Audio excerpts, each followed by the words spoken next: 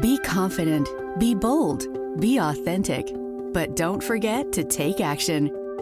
This is Ordinary to Badass, where our stories empower women to step into the spotlight of their own lives and pursue what they're truly passionate about. It's time to step into the arena and become more than just extraordinary. It's time to become a badass with your host, Marie Sonneman.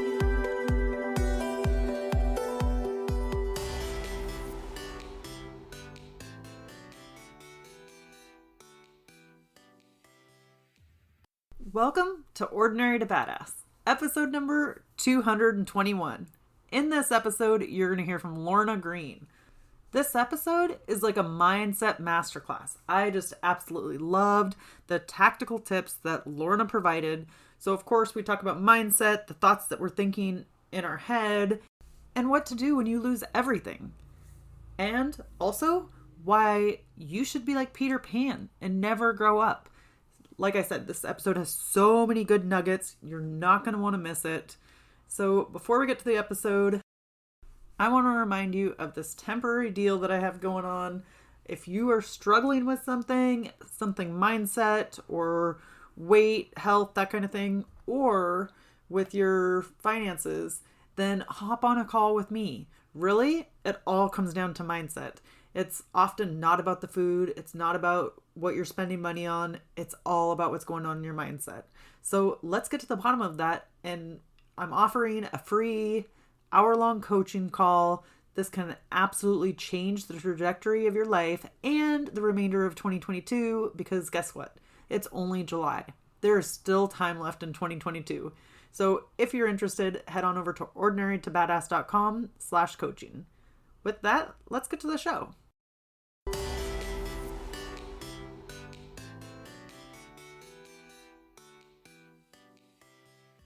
Welcome to Ordinary to Badass. Whether you're ordinary or badass, I'm so glad you're here. Today's guest is Lorna Green. Lorna, thank you so much for being here. Excited to have you on the show. I'm excited to be here. Thank you, Marie. So before we go any further, I've got to ask you, do you consider yourself ordinary or badass? That is such a great question. And one that often I think women find really hard to answer, because I think inside us, we want to say, I'm completely badass, but outwardly we go, oh, I'm just ordinary. And it took me a lot of years to get to a point where I could say confidently, I am totally badass. Yes. I love it. Yeah. So yeah, I think I am anything but ordinary. So was there a turning point for you? Like, was it one specific instance, or was it several things that led you to feel like a badass? Well, I think it was an evolution. I think that would be the correct word to use. Back in around 2007, I became quite ill. Nothing that anybody could put their finger on. I think I took a virus. That virus then went into kind of post-viral syndrome. And I kind of lingered for a fairly, almost half a year, about 6 months actually. I was just sleeping all of the time, really demotivated. I realized now looking back, I was depressed. And as the result of that, I kind of lost everything that we value, I think, as humans, or certainly everything that I valued at that time. I had 3 spa businesses.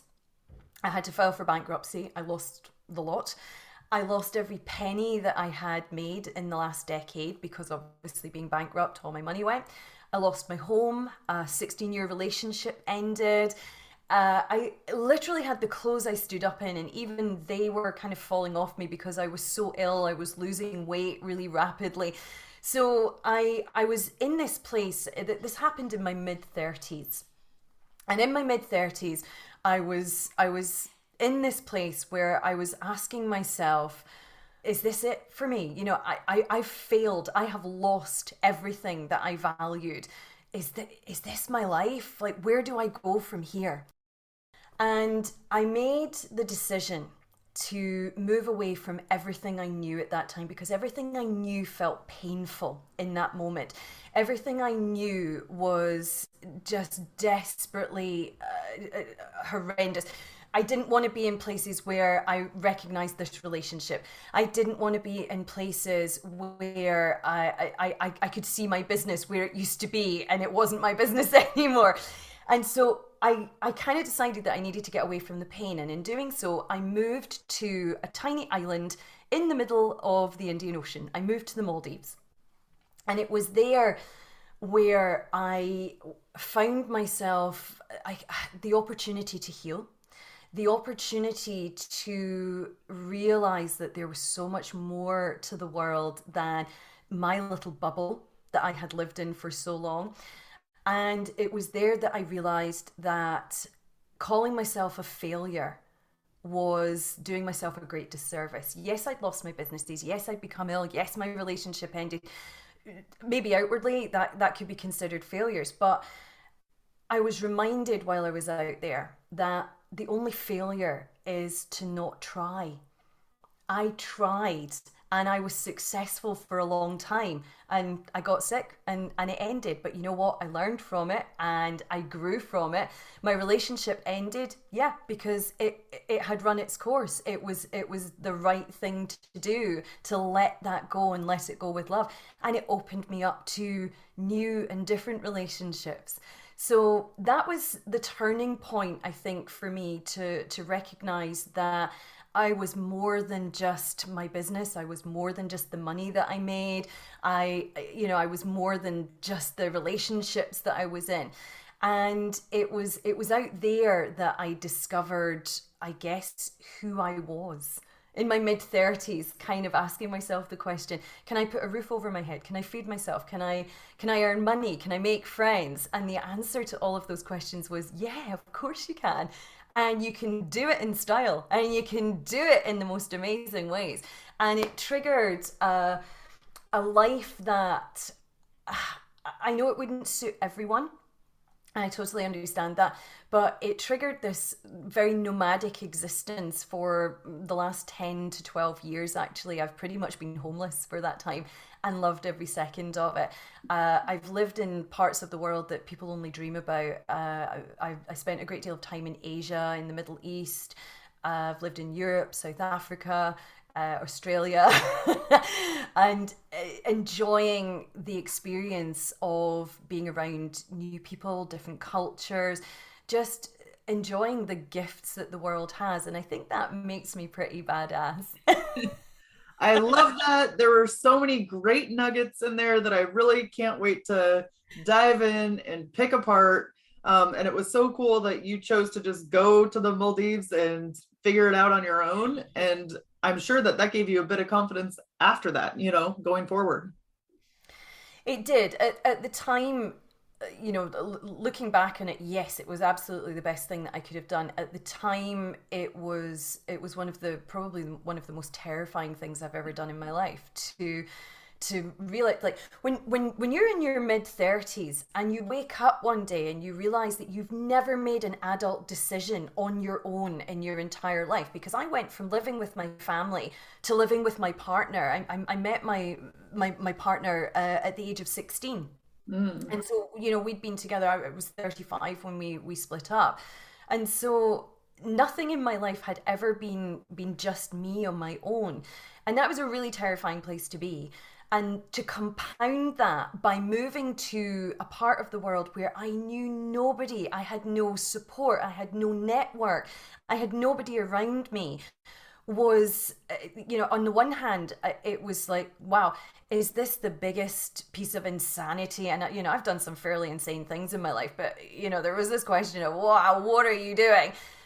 But the other side of that was, isn't it great? Nobody knows who I am. Nobody knows my history. Nobody knows that I've just lost my businesses and this relationship's ended. So people are just going to get to know me for me. And I get to be me. And nobody's going to go, oh, you're different now. Or you've changed since I last saw you. And so the terrifying part got completely outweighed by the possibility of what lay ahead for me. Yes, so good. Oh, to beers, sometimes you got to do the hard thing, you got to do the terrifying thing to get the good result at the end. So you have to push yourself out of your comfort zone a little bit. So I love that. So Lorna, can you share a little bit about yourself? About what I'm doing now, or Yeah. just about me in general, who I am. You can share a little bit about yourself in general and then what you're doing now. Okay, cool. My name is Lorna Green. You can probably hear from the accent that I was born and bred in Scotland in the UK. I started out my life as a hairdresser and a spa therapist. I've always been very drawn to modalities of work where I'm around other people. I've always had that connection of wanting to wanting to make people feel better in some way. You know, as a beauty therapist, it was always something that I greatly enjoyed, seeing people come into my salon, maybe not feeling at their best, maybe not looking at their best, and leaving standing up taller with their head held high because their skin feels better, or they have these beautiful eyebrows, or their nails look amazing.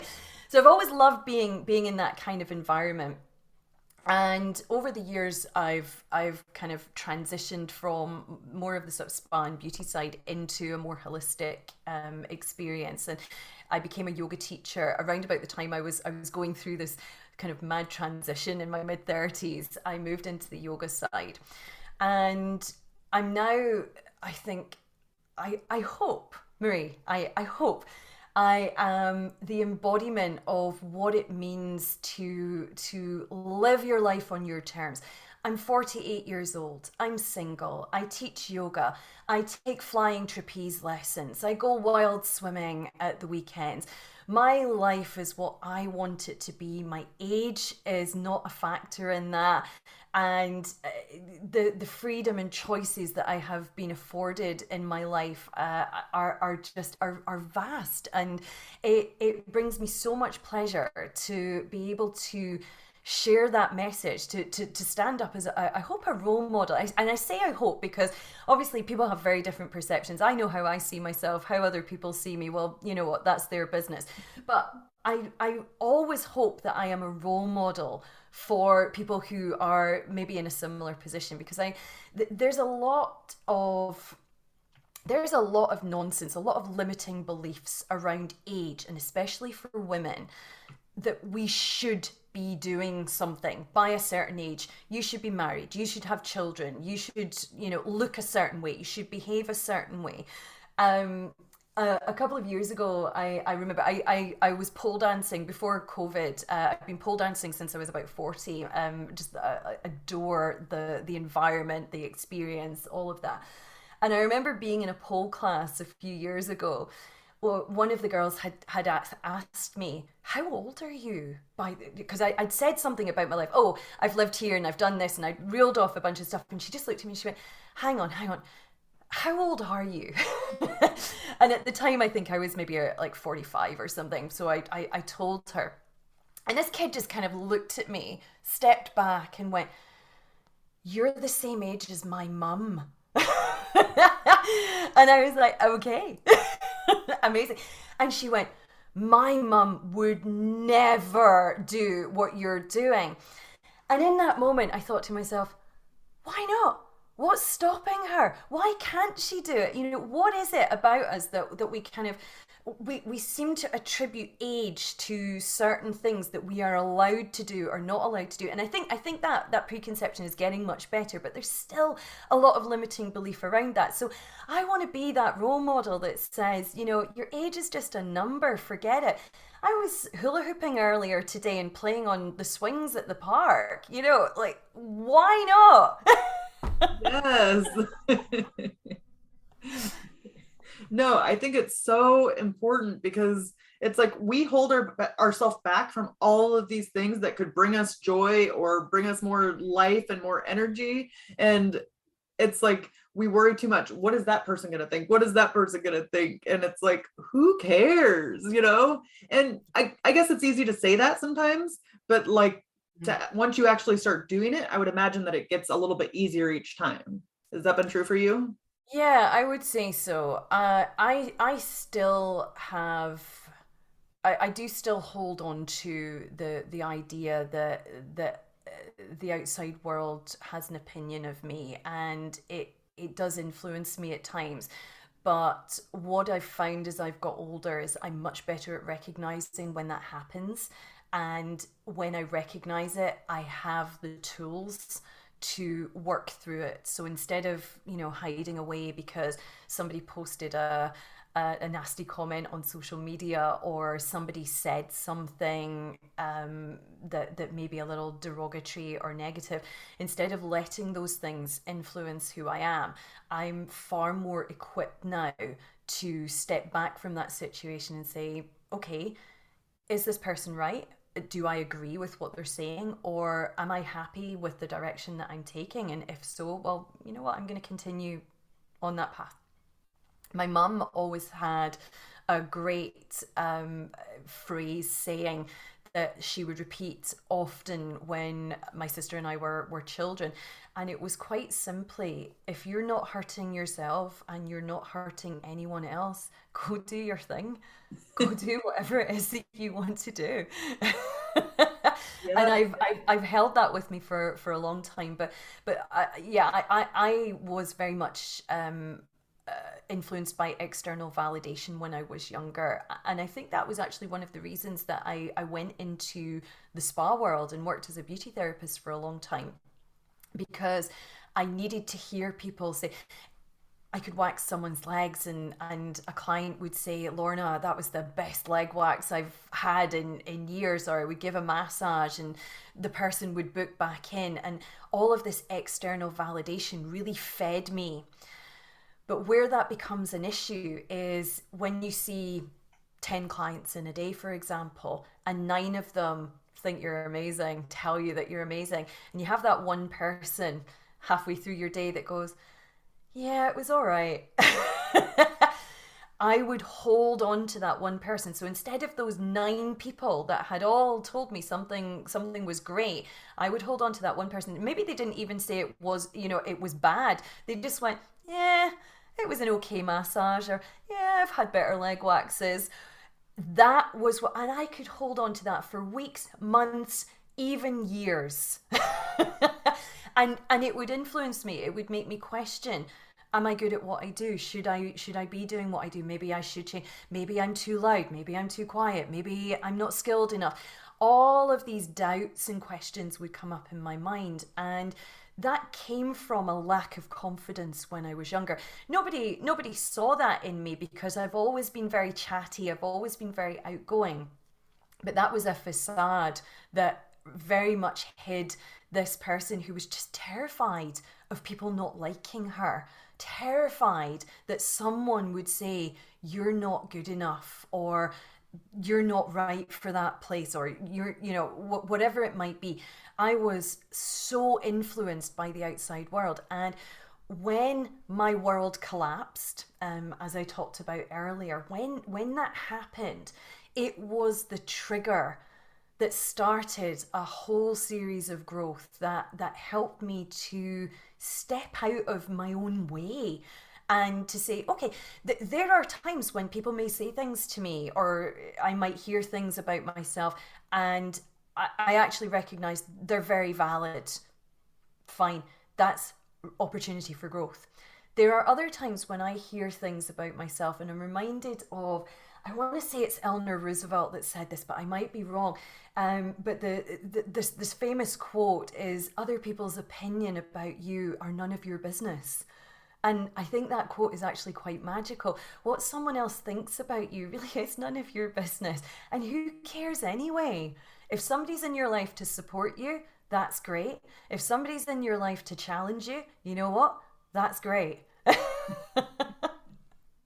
Yes, I love that quote. It's like, it always sticks with me because it's like, it's so powerful. It's so powerful. It says everything that you need to know. But for that person that's stuck in the middle of it right now, who is constantly worried about what people are thinking, or when they get critical feedback, then it like sends them down a rabbit hole. What would you say to that woman?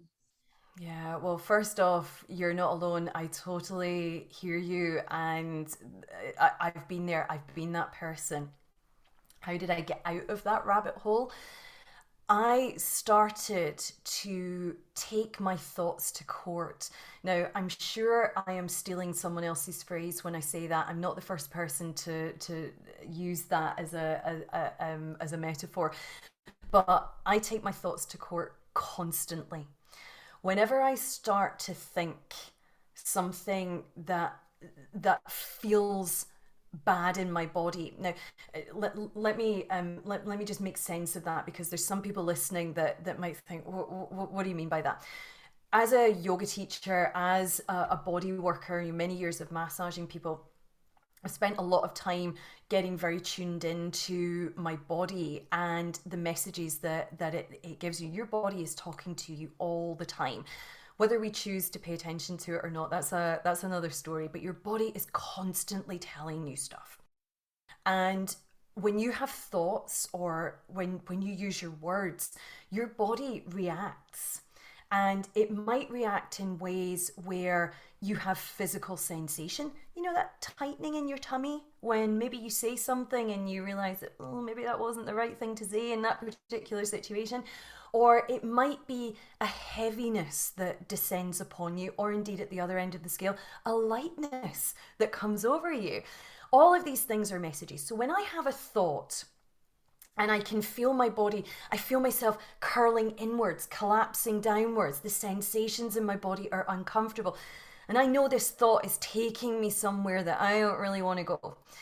I take that thought to court and I start asking myself questions. Now, this is where you have to get very objective, and it takes a little bit of time when you first start out. This isn't something that you just snap your fingers, oh yeah, I'm great with this now. You've got to keep doing it. It's like going to the gym and lifting weights. You're not going to lift the heavy weights first of all. You've got to lift the light ones first. So you've got to keep doing it. But asking yourself questions. Is this a thought or is this a fact? Is a great question to ask yourself. And if it's a thought, what evidence is there that this is even true? And just there's a number of questions that you can go through with yourself, simply breaking down whether this thought is something that needs to be paid attention to, or whether this thought is something that needs to be dismissed. And there's a really interesting thing that happens when you start to take your thoughts to court. When you start to question them, you start to break them down and you look for the evidence. Is it true? Is it not? It kind of dissipates and fades into the background, and all those sensations in your body, that tightness, that feeling that you have eases. And you might notice a new thought coming up. I recognize that this person might see me in this way, and perhaps in future I can make them more comfortable. In my case, let me give you an example of this. In my case, I'm an incredibly loud individual. I've been loud since the day I was born. I only have two volumes, loud and asleep. That's all there is, right? There is nothing in between. And for a lot of people, when I walk into a room, I'm quite overwhelming. I'm a lot to take on board. And I get that. I get that I am not everybody's cup of tea. Who is, right? And often there might be situations where someone will say to me, "Oh, Lorna, you were a bit loud," or you need to tone it down a little bit. And there are times when I recognize, as the thought spiral goes, oh my God, I'm so loud and nobody likes me because and I need to stop saying stuff, and I speak too fast, and I should be more understanding, and all of this spiral starts to happen. I take those thoughts to court. Is it true? Is it a fact? Blah, blah, blah. And it may be that I recognize in a particular situation that my volume, my vibrance, if you will, may not be appropriate, and it may not be comfortable for other people. And so I make a choice. I can dial it down a little bit in order to make other people feel more comfortable. There are other times when I might find myself thinking, I'm actually really okay with who I was in that situation. I'm really comfortable with how I behaved and how I came across. And you know what? I accept that that's your perception, but it's not mine. I like that you dissect it a little bit, because it's so easy. As soon as somebody says something to you, then just you're like, the shame spiral, and just all the things, and it triggers everything. And yeah, it's really their own perceptions. They're like they wouldn't be comfortable being that loud is the truth. It really has nothing to do with you. It's how they would feel, you know? Yeah, exactly. And, we have to remember that there's a real, there's a common thread, I think, on social media at the moment. It's been around for quite a while, actually, but in this sort of wellness bubble, people are constantly talking about their truth. Well, I just speak my truth. And I find that quite, well, first of all, I find that quite an arrogant thing to say. But secondly, it's kind of, can I swear a little bit? Yes, tell me. Am I allowed to do that? It's just bullshit, right? Because, I'm just telling you the truth, Lorna. No, you're telling me your version of the truth. And it's not necessarily mine. It's not necessarily the person next to you or anything else. You're telling me your version of it based on your life experiences and your comfort zone and your limiting beliefs and your values, none of which may be anything to do with me. So whenever people say things like, hey, I'm just going to tell you the truth, Marie, about your podcast. Yeah, okay. That's great. But please, it's not a universal truth. It's your truth, your perception, and how you're feeling. And very much you projecting your, where you're at with something. And it takes me, do you know where this takes me? Down a really random rabbit hole. But it takes me into the world of wokeness. I mean, I even hate that word. But the world of woke actually drives me crazy. And I know this is gonna be quite triggering for some people, and it's maybe gonna set a few people off. But remember, it's your truth and not mine. But the world of woke is just all about people getting super angry and going, you're not right. You're saying this thing, and you shouldn't do that. And it's like, whoa, people, step back a little bit and look at your own stuff before you start telling other people what they're doing wrong and how they're not living their life in the way that they're supposed to. Like, we all need to, I think, create some space between ourselves and the things that trigger us, the things that make us feel uncomfortable, the things that set us off in those spirals. And it's in having that space that we're able to become, in yoga, it's called becoming the observer of your thoughts. And I know there's other ways that people have addressed this in the past, but to become the observer allows you to do exactly what I've just done, to break things down, to ask yourself, is what I'm about to say, is it kind? Is it necessary? Is it going to benefit anyone? If I yell at this person and say, you should be doing this differently, or you should be behaving in this particular way, let me look at myself and how I'm projecting out to the world. What am I putting out into the world? How am I moving through the world? Am I doing it with kindness? Am I doing it with care? Am I being the person that I want to be? Do I like this person? If the answer to any of those questions is no, then yeah, maybe you need to look at it. But if somebody else is telling you the answer to those questions is no, yeah, maybe you need to just step back and have a think about that. Does that make sense? Yes, absolutely. And it's like, maybe you need to investigate it a little bit more if somebody else is telling you, because that might not, what they're saying might not apply to you. Yeah, exactly. And you asked me, I feel like I've given you an incredibly long answer to what was a very short question. No, it's fine. You asked me a few moments ago, what advice would I give to someone who's maybe in a space where, they are taking on board the criticism, the opinions, the beliefs, the values of other people. And, I think it actually comes down to working on that loving yourself.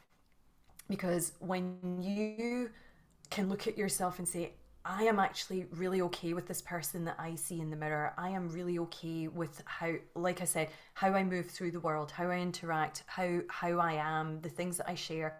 I'm okay with that person. it's really hard for someone else to shake your foundation when you're in that place. And again, I know there are challenges around that. It's not always as easy as saying, well, you've just got to love yourself. Please, right? It takes time. It takes some effort. You've got to put some effort and energy into that. But that is the foundation of anything else that anybody is going to tell you. All these self-help gurus out there, and they're going to say, I've got this 5-step system, and I've got this thing, and I've got this, PDF that you can buy for $19.99, and it's going to change your world. You know what? The one thing that's going to change your world is when you start to put self-love as a priority. It's not a luxury. It's not something that you fit into your busy day if you can. It's a priority. When you start doing that, that's when magic happens. Yes, that's what to put the bank on or put your money on is yourself, and loving yourself and investing time in yourself. I think that is huge. And it's like, why don't people talk about that at a younger age, or teach their kids that? God, I know. Do you know? There's so many things that I don't have children, as I've said, but I look at my friends that have kids, and I see the things that they're being taught at school. I know the things that I was taught at school, and I just find myself thinking over and over again, wouldn't it be amazing if schools taught us how to resolve conflict, how to love ourselves, how to how to prioritize not working every hour that God says, how to prioritize play and creativity and art and theatre and all of these things that are, to me, really quite undervalued in this world, because we place so much value on stuff and money, and our value only comes by what we do. So I worked more hours than you this week, therefore I have greater value. It's just such a terrible way to live. Yes. And I'm with you. I was that person that would work all the hours and do all the things and go. But it's like at a certain point that doesn't work for you anymore, Right. Yeah. So something you mentioned earlier was talking about the observer. And I wanted to see if you dive into that a little bit more, between the observer, observing the thoughts in your head versus the nonstop chatter. Can you talk about that a little bit? Oh, the chatter. It's like a radio that's just on all the time, isn't it? My own self-talk is, I say is because it can still go down that route. I want to make sure that people understand that we're all on a journey, right? And I know how cliched that sounds. We're all on this journey. But whatever we're doing, there is never an end to it. Now, I remember hearing this a long time ago, when it was actually one of my very first yoga teacher trainings. And I remember one of my teachers saying, you are now on a journey that will only end when you die. And I remember sitting in his class kind of going, what? Wait, what? Really? And he then went on to clarify this, and he said, self growth and learning and this development that you're doing is something that never has an end, because there's always something to learn. There's always somewhere to go. And when it comes to that self-chatter and becoming the observer, that is something that is just ongoing, because life challenges us in different ways at different times. So meditation for me was the gateway into starting to get a little bit of control over the negative, endless negative beating that I used to give myself. And meditation was really easy. Where I learned to meditate was quite literally, I mean, it couldn't be any more cliche, quite literally up the side of a mountain in the middle of nowhere. And it's pretty easy to get quiet and to get still when you're up the side of a mountain and everybody's doing the same thing, and you're in that environment where everybody is learning and growing in the same way. And what I realized was when I came back into, I think what you would call the real world, and the real world is not silent, and it is not full of people who are doing the same thing. It's not full of people who are even close to the wavelength that you are now on. And there's all kinds of stuff going on. It might be work stress, family stress. It could be the guy in the supermarket who cut in front of you at the queue, or, you know, driving stress. The real world just bombards us on a daily basis with ways in which we can beat ourselves up. And that self-talk begins and snowballs and it grows. And what I realized was that the meditation that I had learned up the side of that mountain didn't always fit into my life, and it didn't always work in the life that I was living, especially when I was traveling. You know, I traveled so intensely for a number of years. And so travel stress, being on an airplane where, you know, there's some guy sitting in the middle seat with his elbows at, you know, 90 degrees, and your flight's late, you're in a new city, the stresses, and as I say, the opportunity for sort of self berating was just numerous. And so there was development. How do I manage this? And that's what then sort of taught me to start to observe situations. Instead of reacting to things, I learned how to respond.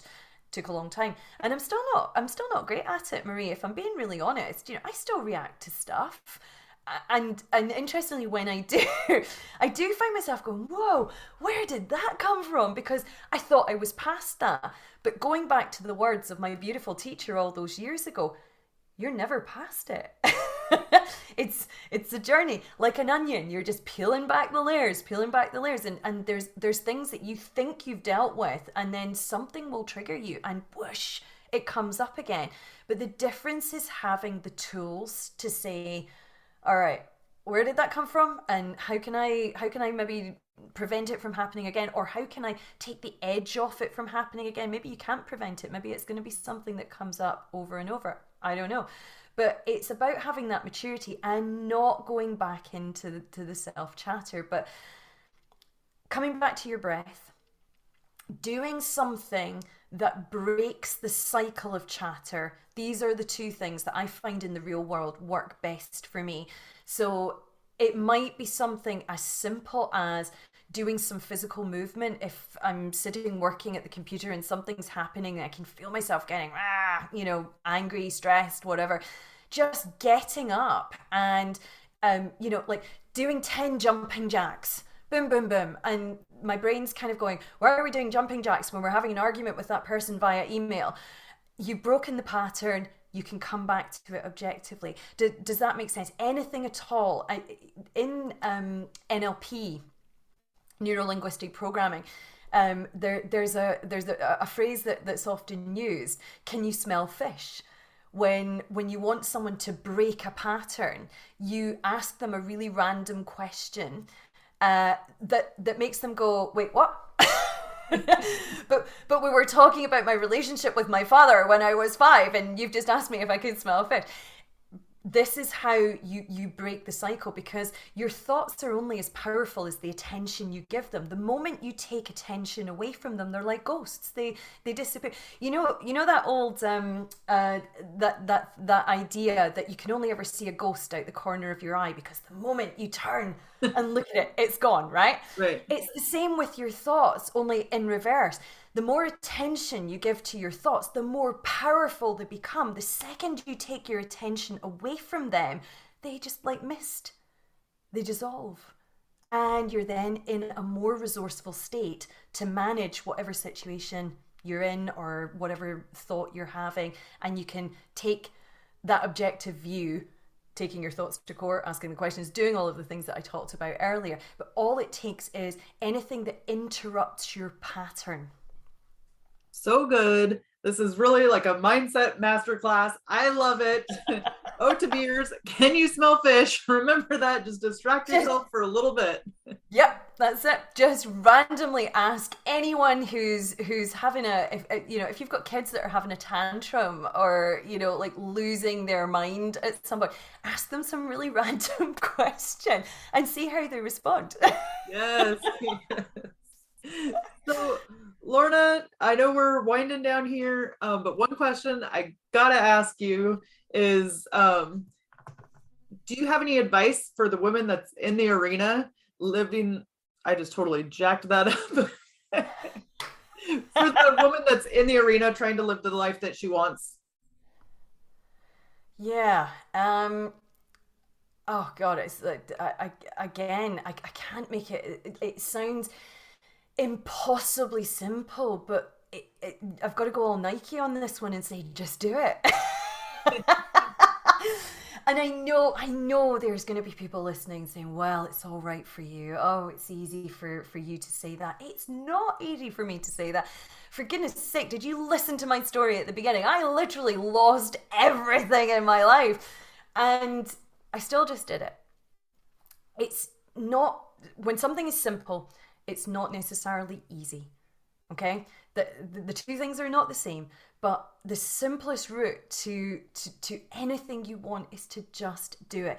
Now that doesn't mean jacking in your job and going rogue and trying to do your own thing or whatever.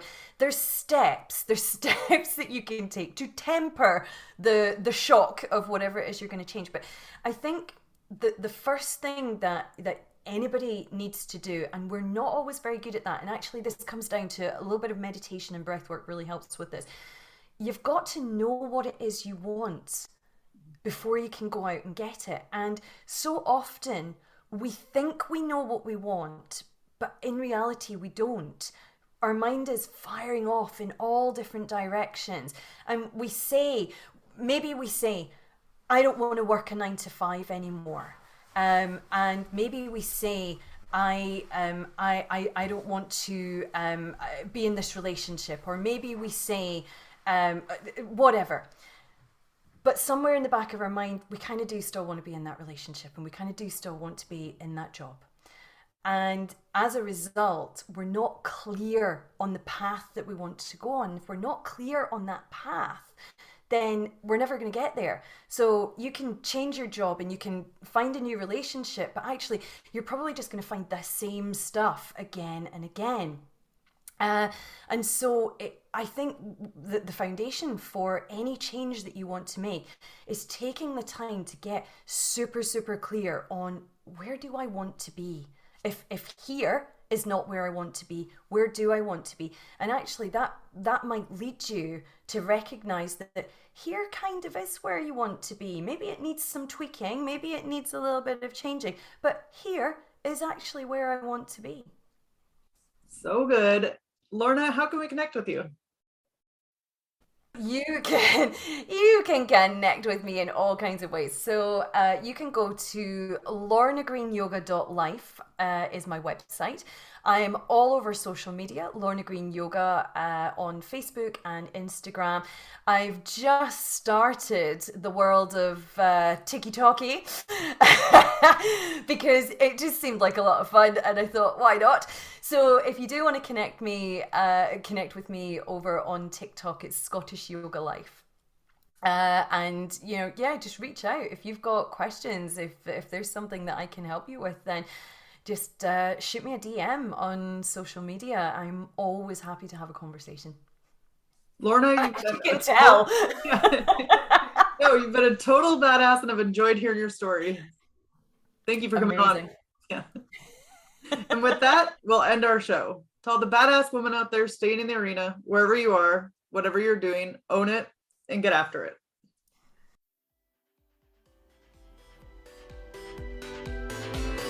Now that you've listened to this episode of Ordinary to Badass, we want to hear from you. Go to our website, ordinarytobadass.com/podcast, and submit your own experience on how you took your life from ordinary to badass, and get the chance to be on a future spotlight episode of the show. That's ordinarytobadass.com/podcast.